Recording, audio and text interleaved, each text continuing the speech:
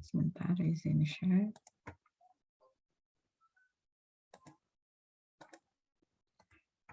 Terlihat ya? Terlihat. Oke, baik. Oke, jadi untuk hari ini kita akan masuk ke materi pertama kita mengenai evolusi komputer ya, teman-teman. Ini untuk judulnya organisasi komputer, karena memang waktu itu dua mata kuliah ini saling terkait gitu ya. Jadi untuk awalan semuanya terkait dengan overview gitu ya, atau pengenalan terkait dengan bagaimana komputer berubah gitu ya dari zaman ke zaman, dari zaman dulu waktu ada sampai sekarang. Nah, kemudian untuk tujuan pembelajaran hari ini yang pertama kita di sini akan bahas sedikit mengenai apa sih terkait dengan perkembangan komputer seperti apa, kemudian tujuan manfaat ada atau pembuatan komputer seperti apa, lalu generasi komputer apa saja, kemudian terkait dengan karakteristik dari masing-masing generasi komputer seperti apa gitu ya, beserta contohnya ya. Oke, kita lanjut. Ini ada sedikit share video. Komputer merupakan sebuah teknologi yang hampir digunakan dalam segala bidang Suaranya pekerjaan. terdengar?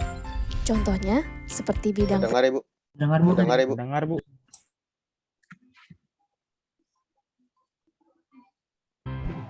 komputer merupakan sebuah teknologi yang hampir digunakan dalam segala bidang pekerjaan. Contohnya, seperti bidang pendidikan, kedokteran, pertahanan, dan masih banyak lagi. Namun, bagaimana sih sejarah dari komputer itu sendiri? Dalam perkembangannya, komputer sendiri memiliki 5 generasi yang berbeda. Dimulai pada tahun 1940, komputer bernama Z3 berhasil diciptakan oleh seorang ilmuwan Jerman bernama Konrad Zuse. Komputer ini digunakan untuk mendesain aerodinamika pesawat tempur Jerman. Namun sayang, komputer tersebut hancur akibat serangan bom sekutu. Beralih ke pihak sekutu, pada tahun 1943, sebuah komputer bernama Colossus berhasil diciptakan oleh Tommy Flowers. Komputer besar ini dapat meretas strategi perang Jerman hanya dalam hitungan jam. Colossus juga dipercaya telah membawa kemenangan sekutu pada Perang Dunia Kedua oleh sejumlah ilmuwan. Mulai dari sinilah banyak perusahaan yang akhirnya ikut mengembangkan teknologi komputer. Hingga akhirnya memasuki generasi kedua, di mana vacuum tube dalam komputer mulai tergantikan dengan transistor. Komputer pertama yang menggunakan teknologi transistor ini bernama Univac Clark, yang difungsikan untuk simulasi hidrodinamika senjata nuklir. Namun seiring berjalannya waktu, peneliti menemukan kelemahan dari transistor yang dapat merusak komponen dalam komputer. Dan pada generasi ketiga terciptalah semikonduktor sebagai sebuah solusi yang dibuat oleh Robert Noyce. Komputer yang telah mengaplikasikan komponen ini disebut juga sebagai mini komputer, karena ukurannya yang jauh lebih kecil dibandingkan komputer generasi sebelumnya. Tidak berhenti di situ saja. Pada generasi keempat, ilmuwan terus mengembangkan komputer, hingga terciptalah sebuah komponen yang bernama Very Large Scale Integration atau VLSI, yang di dalamnya terdapat ratusan transistor. Komponen tersebut digunakan pada komputer sehingga membuat komputer lebih mudah diproduksi, karena tidak melibatkan banyak komponen. Selain itu, harga komputer juga menjadi lebih terjangkau. Turunnya harga komputer yang drastis berhasil membuat penjualan komputer meningkat sangat pesat dari tahun ke tahun. Hingga akhirnya, pada tahun 1983, majalah Time menobatkan komputer sebagai sebuah hal yang paling berpengaruh pada masa itu. Memasuki generasi kelima, perkembangan komputer masih terus berlanjut. Hebatnya lagi, sekarang para ilmuwan sedang mencoba mengembangkan komputer yang dapat memiliki pikiran layaknya manusia. Dan mungkin komputer-komputer dalam film fiksi pun bisa terrealisasi dalam kehidupan kita nantinya. Itulah sejarah dari perkembangan komputer. Semoga informasi tadi bermanfaat ya. Sampai jumpa. Oke, nah kira-kira dari hasil tadi yang sudah saya sampaikan, nah bisa nangkep nggak apa tuh? Kalau kalau misalkan dari dari yang kalian tonton selintas, kira-kira yang membedakan antara generasi 1, 2, dan seterusnya secara umum dari apanya? Ada yang mau memberikan ini? Inovasi komponen-komponennya bukan Bu, Fisiknya, Bu. jadi lebih kecil. Fisiknya, Bu. Oke, fisiknya berarti dari dulu gede gitu ya? Iya, Bu. Sekarang Ya, Bu. bikin oke. Lebih Terus slim apa gitu, Bu, lagi? sekarang. Nah, apa yang bisa menyebabkan ukuran makin kecil, makin ke sini? Kira-kira apa tuh? Mungkin dari komponen, Bu. Komponen-komponen di dalam. Komponennya gitu, Bu. Oke, Itu sekarang kan lebih canggih komponen gitu. dalamnya ya. Ya, Bu. Oke, kalau dulu apa? Kalau dari yang tadi disampaikan pada saat awal-awal, Pakai vacuum tube, vacuum tube ya. Oke, kalau ke sini pakai apa tuh sekarang? transistor. Oke, teknologi transistor ya, apalagi yang sekarang mungkin sudah ke arah nano teknologi ya, semuanya serba kecil. Nah, kalau misalkan ini yang kalian lihat nih, nah, yang paling lama banget kira-kira yang mana sih? Yang ini, yang ini, yang ini, yang ini, yang ini. Yang satu ruangan gede itu, Bu. Yang di kiri sama yang di atas, Bu. Yang orang berdiri. Tadi kalau dari video, menurut kalian awalnya komputer itu buat apa sih? Untuk Tujuan membantu dibikin? perang. Militer. Perang. Oh Untuk iya, pertahanan, Bu. Perang, Bu. perang ya, untuk perang ya. Jadi nggak dijual, nggak awalnya sekali tidak dikembangkan terkait dengan ini ya, Jadi untuk tujuan komersil. materi gitu ya. Baru kesini-sini Untuk berkembanglah teknologi gitu ya. perang, Bu. Teknologi perang benar-benar ya gitu ya, karena memang dulu ada perang dunia gitu ya, perang dunia kedua dan seterusnya gitu ya, yang ternyata ini bisa disupport oleh atau memunculkan ide pembuatan komputer gitu ya. Oke, kita lanjut. Nah, ini ya tadi dari hasil yang tadi sudah kita lihat bareng-bareng gitu ya. Secara umum kan ada 5 generasi gitu ya, dan berbeda antara yang satu dengan yang lainnya gitu ya. Dari mulai tujuan pembuatannya gitu ya. Kemudian tadi apalagi bentuknya yang tadinya sangat besar gitu ya, menjadi kesini makin kecil gitu ya. Nah, kita bisa lihat lagi. Nah, untuk yang generasi pertama, nah ini ya, jadi tadi sih nggak secara detail ya dijelaskan gitu ya, bagaimana sih karakteristik untuk yang generasi pertama. Nah, untuk yang generasi pertama ini sebenarnya untuk pengembangannya ini dilakukan oleh University of Pennsylvania. Nah, 2 nama yang sangat berpengaruh ini si Eckert and Mauchly gitu ya. Nah, ternyata dari ukuran dari si komputer ini dari yang awalnya mungkin kalau sekarang kan udah gampang dibawa-bawa gitu ya. Nah, dulu ini ukurannya sampai dengan 15.000 kaki persegi gitu ya, 15.000. Ada 15.000 kaki-kaki intinya ya. Kemudian dari berat ini bisa sampai 30 ton. Nah, yang tadi sudah disampaikan gitu ya, bahwa memang si komputer dulu ini terdiri dari komponen-komponen yang diantaranya adalah tabung hampa gitu ya, komponen pentingnya. Nah, totalnya 18.000 sehingga memang ini mengakibatkan beratnya gitu ya, komputer yang ada di yang dulu pertama kali dibuat gitu ya. Kemudian daya yang dibutuhkannya pun luar biasa itu ya, sampai dengan 140 kilowatt, yang berarti dikonversi ke watt itu berarti sampai 140.000 gitu ya. Jadi sangat banyak gitu ya, selain dari ukurannya besar, lalu berat dan konsumsi dayanya luar biasa gitu ya. Dan ketika kita mau melakukan beberapa instruksi, nah ini bisa jadi kabel-kabelnya ini harus kita koneksikan secara manual gitu ya. Jadi kayak ada saklar-saklar khusus gitu ya. Kalau kita sekarang kan enak gitu ya. Nah, kalau dulu, nah ini harus dihubungkan saklar-saklar khususnya tergantung dari apa yang akan kita lakukan gitu ya. Kemudian yang berikutnya, nah ini UNIVAC atau Universal Automatic Computer. Nah ini dikembangkan lagi, yang tadi juga sudah dibahas terkait dengan UNIVAC gitu ya.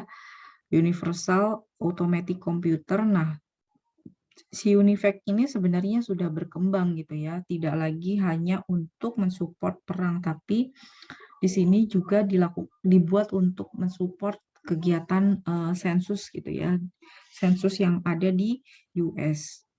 Nah, untuk UNIVAC ini ada 2 versinya, ada 1 dan 2, dan dari pembedanya terdapat pada memori gitu ya, memorinya lebih besar dan kinerjanya juga lebih cepat gitu ya. Jadi pembedanya itu untuk yang UNIVAC 1 dan 2. Nah, kemudian yang generasi kedua, nah ini tahun 55 sampai 65, kita lihat lagi seperti apa. Nah, ini. Nah, kalau yang sebelumnya pakai vakum tube ya, tabung vakum, sehingga memang dia mengakibatkan ukuran besar gitu ya pada komputer dan berat juga gitu ya, sampai 30 ton. Nah, untuk kemudian seiring dengan berkembangnya teknologi, nah ini ada William Shockley dan kawan-kawan, dia menemukan yang namanya transistor gitu ya. Nah, si transistor ini ukurannya lebih kecil, kemudian harganya lebih murah, lalu disipasi panas ini artinya panas yang terbuang gitu ya ketika kita menghidupkan komponen elektronik gitu ya. Nah, ini disipasi panas atau panas yang terbuang tadi lebih kecil gitu ya. Nah, jadi di generasi kedua ini akhirnya dikembangkanlah contoh-contoh yang tadinya mungkin hanya untuk peperangan, sensus penduduk. Nah, ini mulai bergeser nih. Mulai bergeser menjadi untuk kepentingan komersil, artinya mulai dijual di mana-mana gitu ya, untuk berbagai kepentingan gitu ya.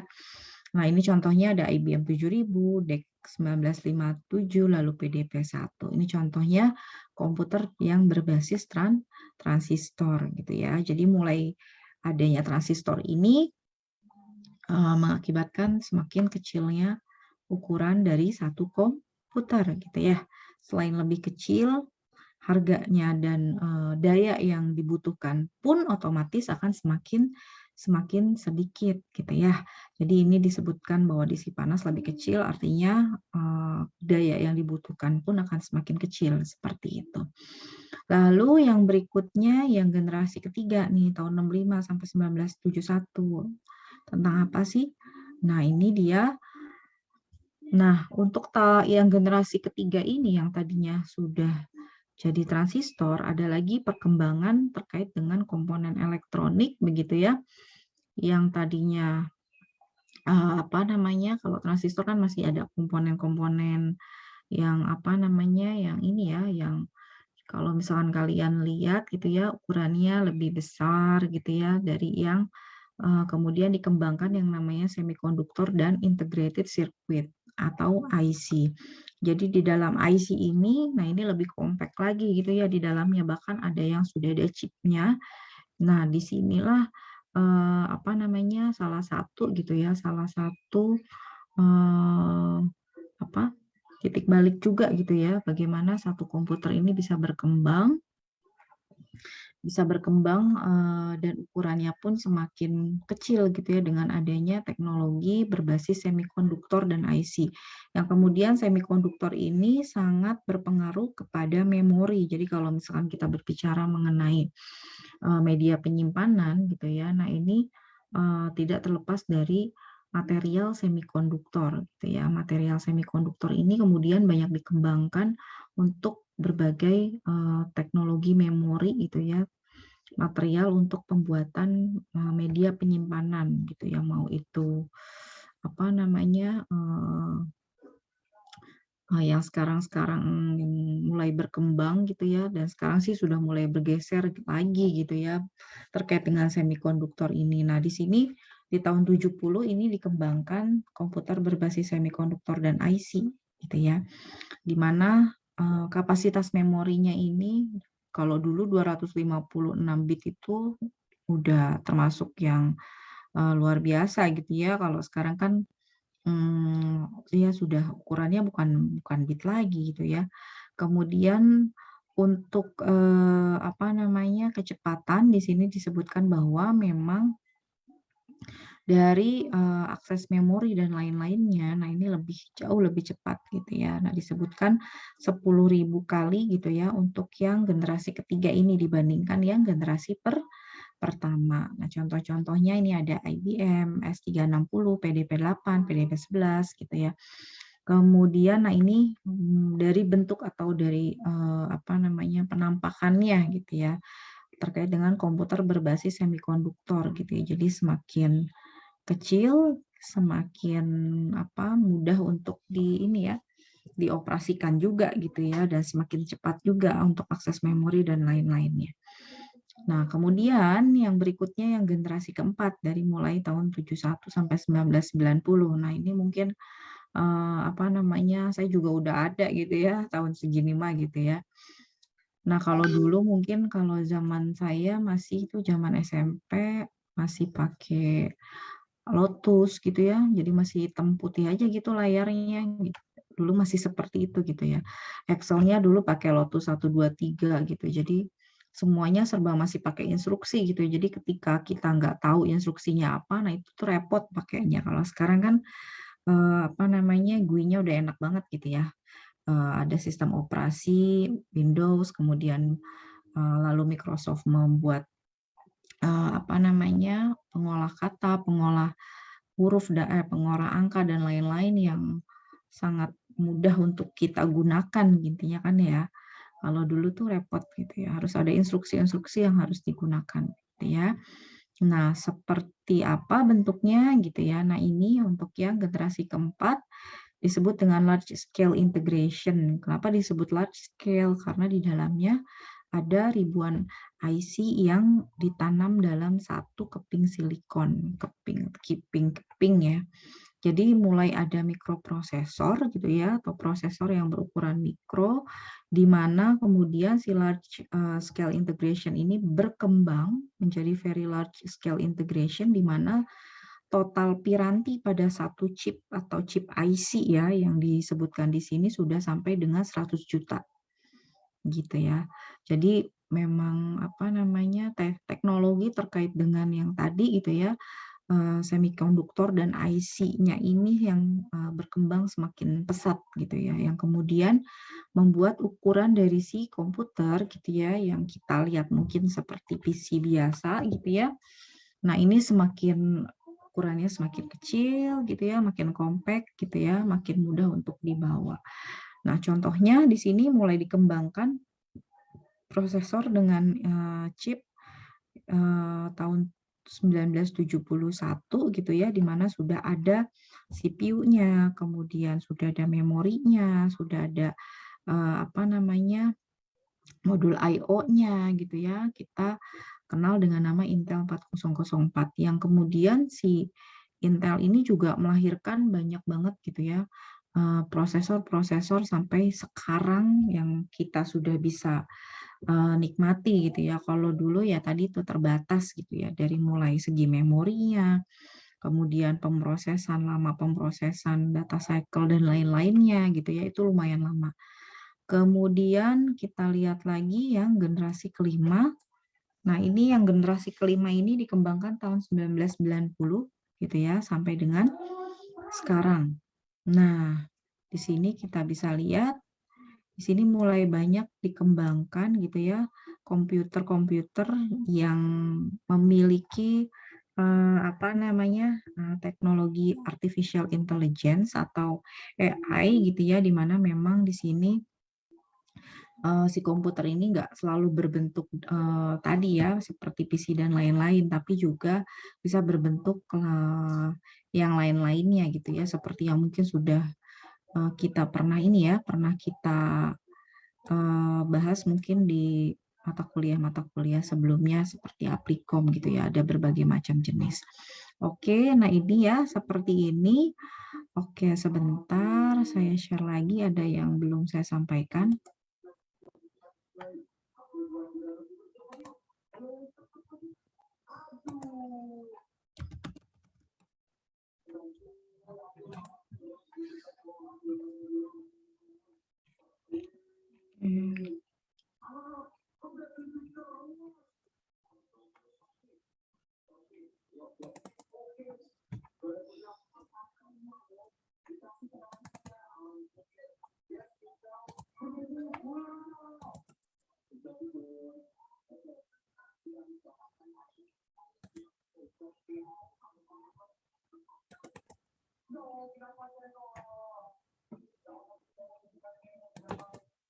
Oke.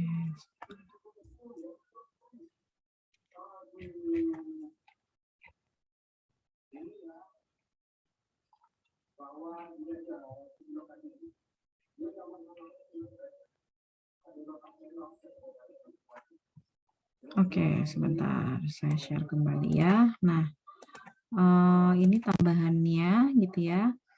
Nah, jadi untuk tambahannya terkait dengan struktur komputer von Neumann ya. Jadi ini yang diusulkan pada komputer generasi pertama, si von Neumann ini mengusulkan struktur dari komputer di mana memang dia sudah memiliki pertama memori gitu ya. Jadi program ini sudah disimpan dalam satu memori. Kemudian sudah ada memori utama, lalu sudah ada arithmetic logic unit di mana dia sudah menggunakan data biner, tidak lagi desimal. Untuk yang generasi pertama ini masih menggunakan yang desimal. Gitu ya. Kemudian ada lagi control unit di mana tugasnya si control unit ini adalah untuk apa? Untuk menerjemahkan instruksi dari memori dan mengeksekusinya. Gitu ya.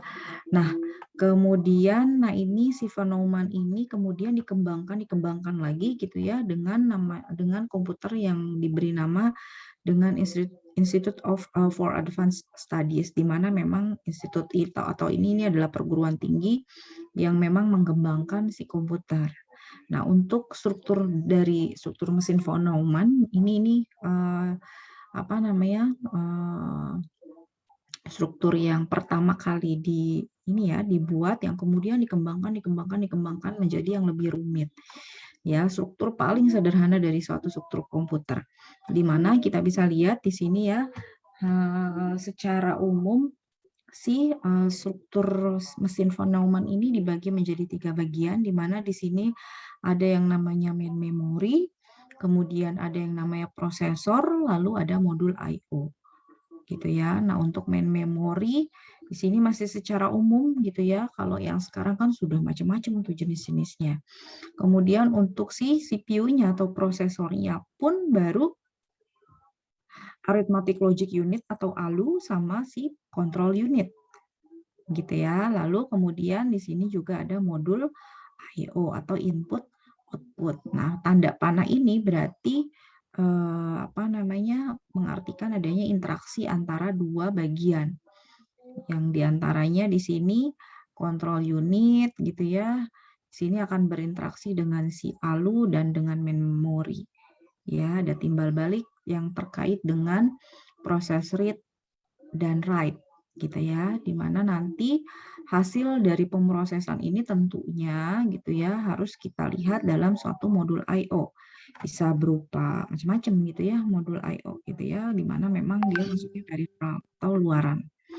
Kemudian untuk IAS, nah ini yang tadi ya, jadi ini adalah versi advance-nya dari si von Neumann ya, komputer jenis IAS sesuai dengan yang mengembangkannya yaitu Institute for Advanced Studies, di mana dia sudah menggunakan bilangan biner gitu ya, kemudian sudah ada register, jenis-jenisnya juga sudah macam-macam, sudah ada akumulator, program counter dan lain-lain. Jadi kalau misalkan kita lihat mungkin ini ya bentuknya seperti ini. Nah, sini kita bisa lihat sudah ada atau sudah lebih kompleks gitu ya, di mana di sini ada input output sudah ada, lalu data dan instruksinya ini kemudian akan diproses di bagian ALU, di mana ALU ini sudah ada bagian-bagian lainnya gitu ya, misalkan akumulator gitu ya. Kemudian yang bagian bawah ini terkait dengan register-register. PC ini program counter. Jadi di sini yang tadi di atas hanya sedikit, kemudian ini dibagi-bagi lagi sehingga kinerjanya pun semakin baik. Intinya sih itu ya, secara detail nanti kita akan bahas. Nah, kemudian ini nggak terlalu detail saya bahas. Nah, ini ya yang mungkin kalau mau lihat bentuknya seperti apa gitu ya. Jadi kalau dulu ada yang namanya mikroelektronik, sesuai namanya berarti ukurannya kecil kan ya. Ini apa namanya?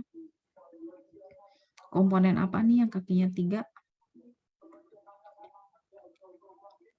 Ada yang tahu komponen apa? Yang seperti ini? Ground. Kenapa? Gimana? Apa?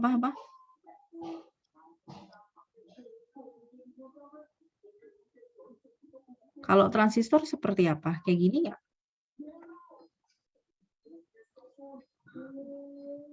Nanti kalian bisa cek ya. Transistor. Ya. Nah, nanti kalau mungkin karena ini ya nggak sering lihat kalau apa namanya, kalau kalian kuliahnya offline mungkin banyak sekali nih di lab HW seperti ini bentuknya. Nah, intinya di sini ada perkembangan gitu ya, kalau yang sebelumnya tabung vakum, kemudian berkembang lagi jadi transistor, lalu ada lagi yang namanya material semikonduktor. Untuk material semikonduktor itu yang kalian mungkin kenal ada yang namanya dioda, jenis-jenis dioda. Jadi material semikonduktor itu sangat identik dengan yang namanya dioda. Untuk kemudian dioda ini kan ada macam-macam bentuknya atau jenisnya ya, ada dioda PN, NP, PNP, NPN dan sebagainya, di mana memang si semikonduktor ini sangat baik begitu ya ketika pada satu kondisi tertentu gitu ya, bisa bersifat sebagai isolator dan bisa bersifat sebagai konduktor. Nah, sifat konduktansinya sebenarnya yang kita manfaatkan gitu ya.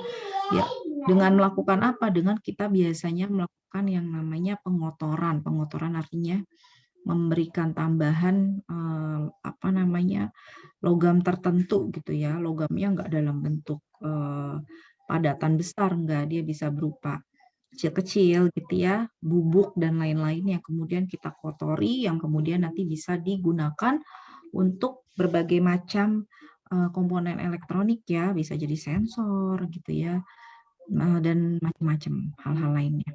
Nah, kemudian untuk komputer sendiri makin ke sini kan berkembang gitu ya, yang tadinya analog gitu ya, yang dulu awal sekali dibuat gitu ya, kemudian akhirnya berkembang menjadi sistem komputer digital, di mana memang sudah ada gerbang. Gerbang ini kan artinya yang kalian pelajari di Radik ya, AND, OR, NAND gitu ya.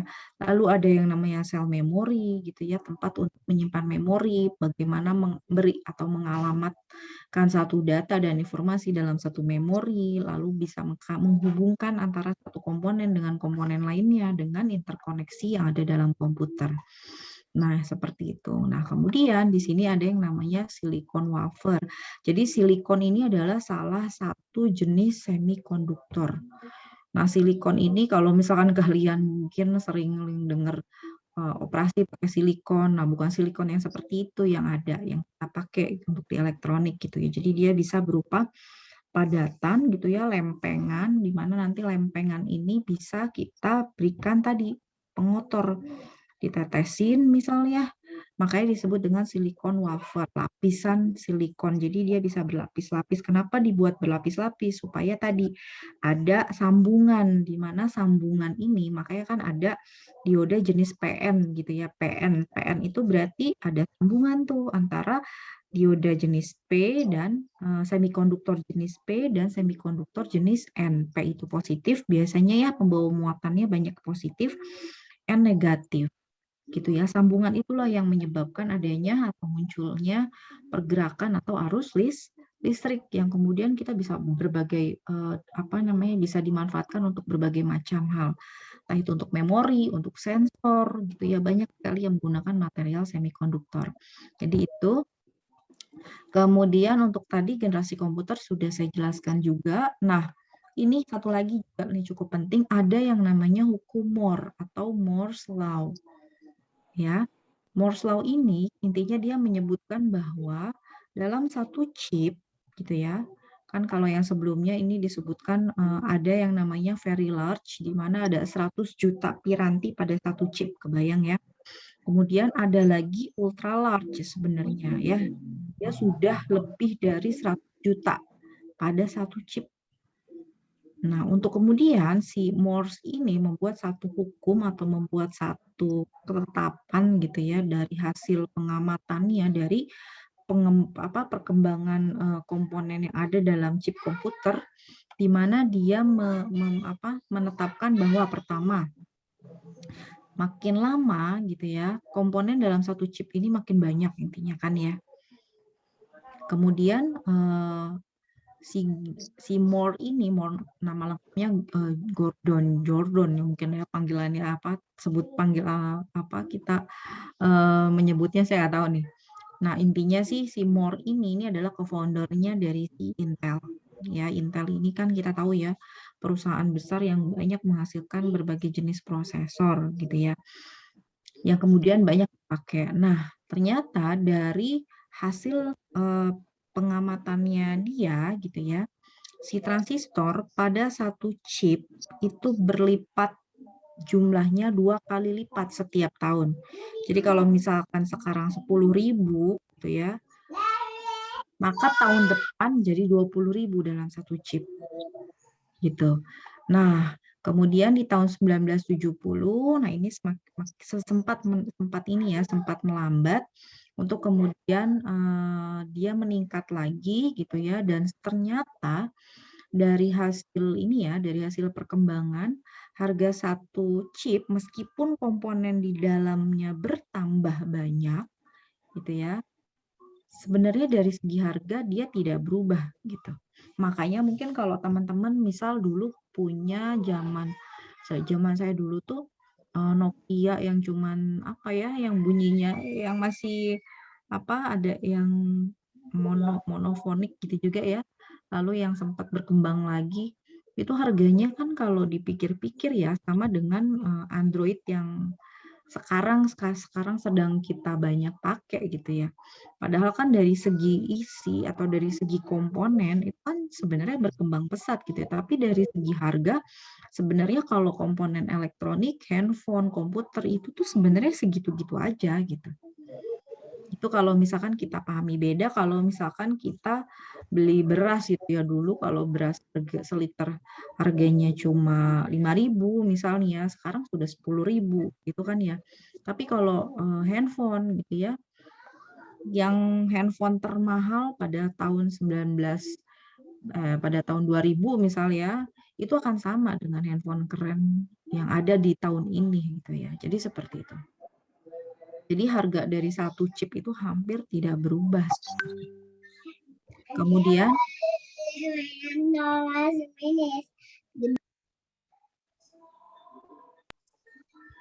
itu ya. Kemudian yang berikutnya juga sudah semakin berkembang gitu ya, dari yang mulai yang dulu itu mungkin dari segi kabelnya, software dan lain-lain itu banyak gitu ya. Nah, semakin ke sini makin sedikit lah gitu ya. Tapi ternyata ya tadi itu unjuk kerjanya akan semakin tinggi gitu ya. Atau prosedurnya pun akan semakin rumit sebenarnya di dalamnya gitu ya. Jadi seperti itu. Kemudian ukuran. Nah, jadi dari ukuran biasanya makin kecil ukuran ini akan meningkatkan fleksibilitas dari si ya. Kemudian dari yang berikutnya semakin ke sini kebutuhan dayanya gitu ya, itu semakin sedikit gitu ya. Kalau dulu mungkin disipasi dayanya sangat banyak berupa panas, kalau sekarang makin ke sini semakin sedikit gitu. Kalau kita perhatikan gitu ya, monitor kalau yang tabung HAM itu masih bisa kita pegang belakangnya mungkin ya dulu ya, tabung elektron. Kalau misalnya kita kelamaan nyalain ya, enak tuh panas ya. Bisa kita pakai buat menghangatkan gitu ya, barang-barang yang nggak kering gitu ya. Nah, kalau kesini selama apapun, disipasi dayanya atau panas yang dibuang itu semakin sedikit gitu ya, biasa aja gitu ya. Jadi seperti itu. Jadi itu yang mungkin terkait dengan hukum Moore yang penting. Nah, ini dari hasil pengamatan gitu ya, terkait dengan jumlah transistor dalam satu prosesor atau CPU gitu ya, dari tahun 70 sampai dengan 2010. Nah, ini mengalami peningkatan gitu ya, dari 10 hanya, bayangkan dari 1000 transistor satu chipnya gitu ya di tahun 1970, di tahun 2010 saja, Tapi yang kotaknya kecil juga kotaknya besar. di tahun 2010 saja ini sudah di order 10,9 gitu ya, dalam satu chip gitu ya transistornya. Jadi seperti itu. Jadi perkembangannya tadi sudah disampaikan ya, dua kali lipat dari tahun sebelumnya, dan itu terus berkembang. Itu teori yang dibuat oleh si Gordon Moore. Nah, ini juga sudah sudah tadi sedikit gitu ya saya sampaikan terkait dengan series IBM, mulai dibuat tahun 1964 gitu ya. Kemudian beberapa hal yang mungkin bisa disampaikan terkait dengan sistem operasinya. Nah, ini sistem operasinya ini sudah mulai berkembang lebih baik ya. Komputer pertama gitu ya, seperti ini. Kemudian yang berikutnya, nah ini terkait dengan P8, ya disebut dengan komputer mini pertama. Kecil, dia sudah punya embedded application, komputer embedded gitu ya, yang kemudian nggak harus dalam bentuk PC dan lain gitu ya, karena dia sudah bisa ditanam dalam berbagai komponen atau dalam berbagai perangkat elektronik ya. Kemudian, nah ini untuk yang semikonduktor yang tadi sudah saya sampaikan, ada macam-macam gitu ya, yang tadi sudah saya sampaikan, dia juga digunakan dalam media penyimpanan, salah satunya adalah CD ya. Kemudian ini jenis-jenis dari Intel. Yang paling pertama ini 4004, kemudian 8008, lalu 8080 gitu ya, lalu mulai masuk ke evolusi Pentium ya. Kalau dulu zaman saya SD ini Pentium 4 udah keren banget gitu ya. Kalau sekarang udah masuk ke Intel Core dan sebagainya dan sebagainya. Nanti kalian bisa ini ya, bisa bisa baca atau bisa cari lebih detail lagi. Nah, untuk yang kita gunakan di praktikum di praktikum Orcom kita, ini kita pakai yang 8086, di mana di sana dia sudah menggunakan 16 bit data gitu ya. Kemudian di sini dia mengembangkan lagi ke yang 8088, kemudian 80286, lalu yang 8038 ini yang sudah menjadi 32 bit ya. Kalau sekarang kan sudah ada yang sampai 64 bit. Untuk kemudian muncullah Pentium Pro gitu ya, Pentium 2, 3, 4 gitu ya. Zaman saya SD kelas 4 kayaknya, SD kelas 5 gitu ya, itu Pentium 4 tuh yang paling keren gitu. Nah, kalau sekarang, nah ini nanti kalian bisa cari gitu ya di intel.com gitu ya, perkembangan yang sudah dibuat oleh perusahaan Intel. Jadi seperti itu. Oke, nah ini yang bisa dicek ya terkait dengan ini apa ya? Oh ini sebentar. Oke, jadi seperti itu. Sampai sini ada yang mau ditanyakan teman-teman? Ada yang mau ditanyakan?